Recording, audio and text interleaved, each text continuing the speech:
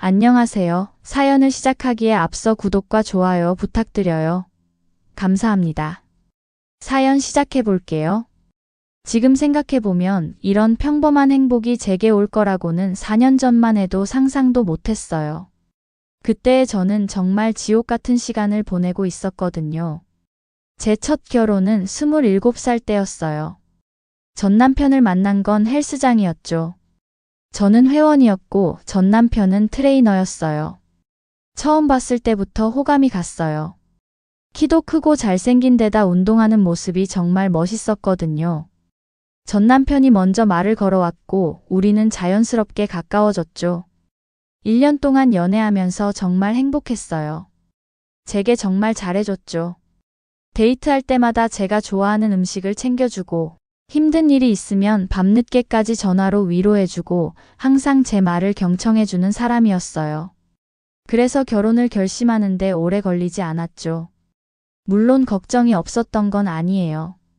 전 남편의 가정 형편이 그리 좋지 않다는 건 알고 있었거든요. 전 남편은 어머니 그리고 3살 어린 여동생과 함께 살고 있었어요. 아버지는 도박 중독으로 가족을 떠났고 엄청난 빚만 남겨놓았다고 했죠. 시어머님이 사는 작은 빌라도 거의 대출로 겨우 유지하는 상황이었어요. 반면 저희 친정은 형편이 괜찮은 편이었어요. 아버지가 카센터를 운영하셨는데 성실하게 일하셔서 그럭저럭 여유 있게 살았죠. 저도 대학 졸업하고 회사에 다니면서 4천만 원 정도 모아뒀어요. 많은 돈은 아니지만 제 나이 또래치고는 괜찮은 편이었죠. 결혼을 앞두고 현실적인 문제들이 하나씩 드러났어요. 남편은 모아둔 돈이 거의 없었어요. 차 한 대가 전부였는데 그것도 절반은 대출이 남아 있었죠. 신혼집 마련은 사실상 제 몫이었어요. 부모님께 도움을 청했고 아버지는 흔쾌히 작은 아파트를 마련해 주셨어요. 시댁에서는 지원이 전혀 없었죠. 그리고 임신 사실을 알게 됐어요. 우리는 서둘러 결혼 준비를 했죠. 그런데 시어머니의 반응은 제가 예상했던 것과 달랐어요. 시어머니는 저를 보자마자 여자가 조신하지 못하게 이게 무슨 꼴이냐며 나무라셨어요. 애를 제가 혼자 가진 것도 아닌데 저한테만 뭐라고 하셨죠. 아들한테는 한마디도 안 하시면서요. 그때부터 조금씩 느낌이 이상했어요. 임신 4개월 차에 접어들 무렵 결혼을 했어요. 결혼식은 조촐하게 올렸어요. 임신을 하게 되면서 서둘렀거든요. 하지만 신혼생활은 제 기대와 전혀 달랐어요. 연애할 때 그렇게 다정하던 남편이 완전히 다른 사람이 됐어요. 임신으로 배가 나오고 몸이 붓기 시작하자 남편은 노골적으로 눈치를 주기 시작했죠. 요즘 너무 많이 먹는 거 아니냐면서 살찌면 안 되니까 관리 좀 하라고 했어요. 임신 중인 사람한테 할 소리가 아니었죠. 제가 먹고 싶은 게 생겨서 말하면 항상 대충 때우려고 했어요. 한 번은 딸기가 너무 먹고 싶어서 부탁했어요. 그런데 남편이 사온 건 딸기 우유였어요. 딸기철이었는데도요. 그렇게 비싼 것도 아니었는데 말이에요. 반면 남편 자신이 먹고 싶은 건 주저없이 시켜 먹었어요. 피자도 치킨도 배달시켜 먹으면서요. 제가 족발이 먹고 싶다고 하니까 편의점에서 작은 족발 한 팩을 사다 줬을 때는 정말 서러웠어요. 그리고 결혼한 지 한 달쯤 됐을 때였어요. 남편 핸드폰에서 문자 알림이 계속 울렸어요. 새벽 시간이었는데 남편은 깊게 잠들어 있었죠. 이상한 느낌이 들어서 핸드폰을 봤어요. 한 여자와 주고받은 메시지들이 있었어요. 내용을 보는 순간 머리가 하얘졌어요. 명백한 바람이었죠. 손이 떨렸어요. 임신 중인 아내를 두고 다른 여자를 만나다니요. 남편을 깨워서 따졌어요. 그런데 남편의 반응은 더 충격적이었어요. 왜 남의 핸드폰을 마음대로 보냐고, 그게 예의냐고 되레 화를 내는 거예요. 저는 믿을 수가 없었어요. 바람을 피워놓고 제게 화를 내다니요. 대판 싸움이 났죠. 남편은 한참 뒤에야 실수였다고 다시는 안 그러겠다고 했어요. 시어머니는 그 사실을 알고도 오히려 저를 탓하셨어요. 제가 집에서 맨날 먹기만 하고 퍼질러 있으니까 남자가 밖으로 도는 거라고, 남편 관리도 제대로 못하면서 뭐 하냐고 하셨어요. 임신 중인 며느리한테 할 소리가 아니었죠. 친정에는 차마 말할 수가 없었어요. 부모님이 얼마나 걱정하실까 싶어서요.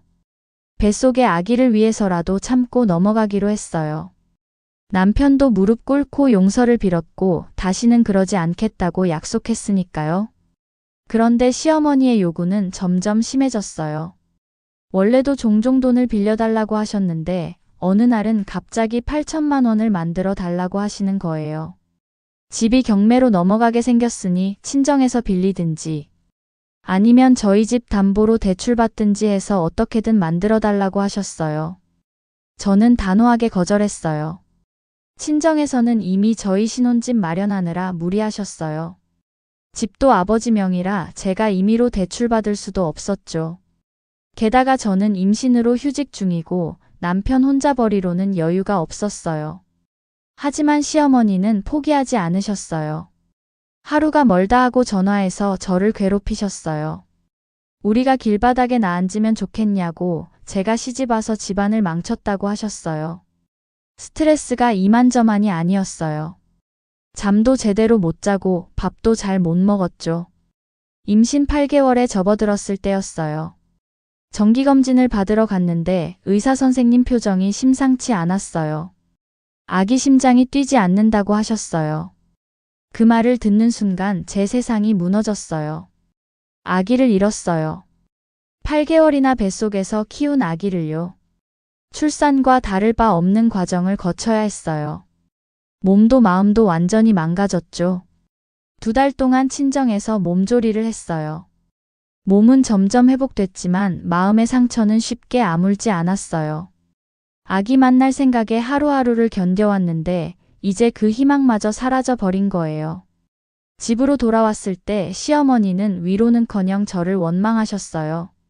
제가 조심하지 않아서 손주를 잃게 만들었다고, 뭘 잘했다고 친정 가서 2달씩이나 쉬고 오냐고 하셨어요. 남편은 생각보다 태연했어요. 처음엔 충격에 몰랐는데 시간이 지나니 너무 아무렇지 않아 보이는 거예요. 자기 배로 품지 않아서 그런가 싶었지만 그래도 자기 아이였잖아요. 이해할 수 없었어요. 그리고 그 와중에도 시어머니는 계속 돈을 달라고 하셨어요. 정말 미칠 것 같았어요. 집으로 돌아온 지 일주일쯤 됐을 때였어요. 또다시 남편이 핸드폰을 보게 됐어요. 사실 처음 바람 이후 남편을 잘 믿지 못했거든요. 그런데 이번에는 다른 여자였어요. 2번째 바람이었죠. 저는 완전히 폭발했어요. 남편한테 소리쳤어요. 이혼하자고, 이렇게 살 바엔 이혼하는 게 낫겠다고 했어요. 그런데 남편의 대답은 더 가관이었어요. 이혼은 절대 안 한다고, 자기가 왜 이혼을 하냐고, 자기는 절대 이혼해줄 생각 없으니 알아서 하라고 했어요. 처음에는 미안하다고 하더니 제가 이혼을 요구하니까 완전히 돌변한 거예요. 어이가 없었어요. 이 사람이 정말 제가 알던 그 사람이 맞나 싶었죠. 결국 친정에 모든 사실을 말했어요. 부모님은 분노하셨어요. 집으로 찾아와서 남편한테 난리를 치셨죠. 당장 이혼하라고, 우리 딸이 왜 이런 고생을 해야 하냐고 하셨어요. 그런데 남편은 부모님 앞에서는 완전히 다른 사람이 됐어요. 무릎까지 꿇으면서 용서를 빌었어요. 저를 정말 사랑한다고, 다 실수였다고, 다시는 그러지 않겠다고 연기를 하더라고요. 부모님이 돌아가시고 나서 남편은 제게 화를 냈어요. 저를 이렇게 만들어서 줬냐고, 자기가 그렇게 쉽게 이혼해 줄 것 같냐고 했어요. 완전히 뻔뻔했어요. 저는 그 순간 결심했어요. 무슨 수를 써서라도 이 사람과 헤어져야겠다고요. 이혼 소송을 진행하기로 마음먹었어요. 문제는 증거였어요. 첫 번째 바람 피웠을 때는 충격이 너무 커서 증거를 제대로 챙기지 못했어요. 다행히 2번째 때는 톡 대화 내용을 캡처해뒀죠. 그런데 남편은 이제 더 대놓고 바람을 피우기 시작했어요. 자기가 이혼을 해주지 않으면 제가 이혼을 못할 거라고 생각한 모양이었어요. 덕분에 저는 추가 증거를 더 모을 수 있었죠. 남편 핸드폰으로 모텔에서 카드 쓴 내역까지 다 캡처했어요. 처음엔 배신감과 절망감에 정말 힘들었어요. 하지만 이제는 화가 났어요. 억울했죠. 어떻게든 이혼만 하면 제 인생을 되찾을 수 있을 것 같았어요. 아버지의 도움으로 변호사를 선임했어요. 상담을 받아보니 충분히 이혼이 가능하다고 했어요. 배우자의 부정행위는 명백한 이혼 사유였거든요. 위자료도 받을 수 있다고 했죠. 결국 이혼 소송을 제기했어요. 법원에서 조정 기일이 잡혔지만 남편은 끝까지 이혼을 거부했어요. 결국 본격적인 재판이 시작됐죠. 남편은 제게 연락해서 난리를 쳤어요. 자기는 이혼할 생각 절대 없다면서 그냥 포기하라고 했어요. 웃기는 소리였어요. 변호사님 말로는 이런 경우 거의 100% 이혼 판결이 난다고 하셨거든요. 그리고 아버지는 저희가 살던 아파트를 내놓기로 하셨어요. 시세보다 조금 싸게 내놓으니 금방 사겠다는 사람이 나타났죠. 계약금을 받고 그 사람이 급하게 이사를 해야 한다고 해서 2주 뒤에 잔금을 치르기로 했어요. 저는 집 내놨으니 남편한테 짐을 빼라고 했어요. 그랬더니 남편은 제게 집을 빼면 반을 달라고 했어요. 공동재산이니까 당연히 반씩 나눠야 한다고 했어요. 대꾸할 가치도 없었어요. 친정에서 전액 마련해준 집인데 무슨 공동재산이에요. 게다가 남편은 결혼생활 내내 가게에 제대로 기여한 것도 없었어요. 오히려 자기가 쓸 돈만 쓰고 다녔죠. 제가 대꾸를 안 하니까 남편은 그렇게 하기로 한 줄 알았나 봐요. 집에도 잘 안 들어왔어요. 저는 이때다 싶어서 준비를 했어요. 비싼 가전제품들은 중고로 팔았어요. 새 집주인이 이사 들어오기로 한 그 전날 저는 제 짐을 모두 친정으로 옮겼어요. 남편 짐은 현관 밖에 내놨고요. 그런데 그 와중에도 시어머니는 계속 전화를 하셨었어요. 돈을 달라고, 집이 경매로 넘어간다고 도와달라고요. 그러더니 그 전날 또 시어머니한테서 전화가 왔어요. 이번에는 돈 이야기가 아니었어요. 당장 다음날 용달차를 보내겠다고 하셨어요. 시누이랑 같이 저희 집으로 들어오신다고요. 기가 찼어요.